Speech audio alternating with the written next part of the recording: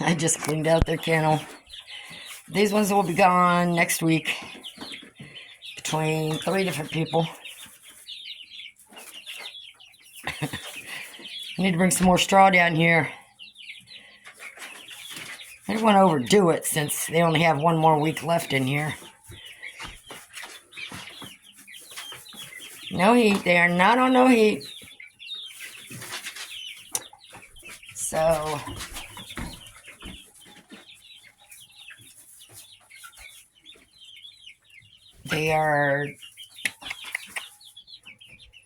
they've started their 6th week.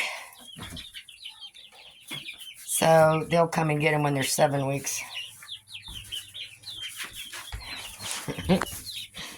All right, have fun.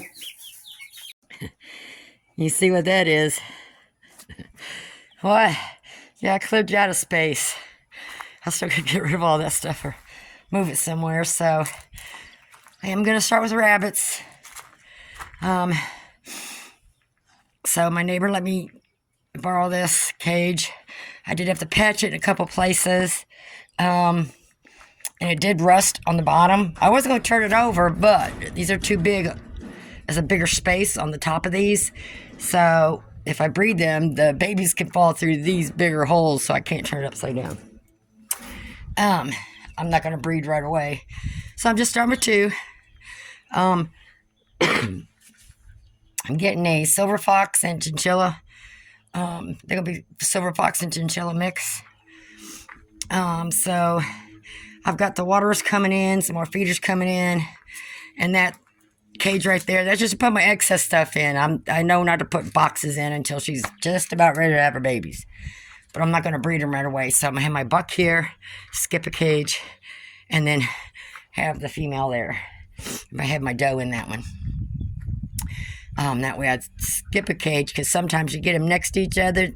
Sometimes the buck will pee on the doe. So I got that board up there. And then I put another board there and another board there, because that's just sitting there. I got it screwed in, so help hold that board there. And then I got it wrapped twice around that board, the cage, in 3 different spots. And then I also put hooks on the inside and outside of the top boards and bungee cord plastic, so if it rains or pours it down, we have one of them bad showers, I can just drop the plastic. They have plenty of room. I don't have to do the front side of it. As long as I don't get soaking wet, because that's I forgot what size that is, but that's pretty good space in here. And so I'm just going to be working a little bit here and there and eventually turn this into my rabbitry. I'm getting some trays to help catch their poo-poo, so I can haul it out of here so it doesn't pile up down there. And then any bugs or anything like that gets in there, my girls here will take care of it, huh? Yeah, I raked you out a spot there. Should be some good bugs. I just moved some wood. So I'm going to start there. I got another week or 2 before they come, so hopefully I'll be done by then with how I want to get this set up. But I wanted it close to the back porch, because number 1, with the wind, so that you got the house there, I got that fencing there, and then the shop here. It's going to help with breaking the wind. So I'll just have the wind coming from this way, really, that's going to hit them. But usually it comes across that way. So this should be fine. And rabbits are hardy in the winter. It's the summer that gets them, but if it gets too hot, I can always get an extension cord on the back porch and hang some fans up. So that's not going to be an issue, and they'll be in plenty of shade instead of out in the 100-degree sun. That way, because this was already built, so I'm using it. So eventually, once I get all this stuff moved, I guess somebody come help me and find a place for it. I got to throw all this stuff out, burn it, whatever. Not my mower, not my bucket, some of that stuff I'm keeping.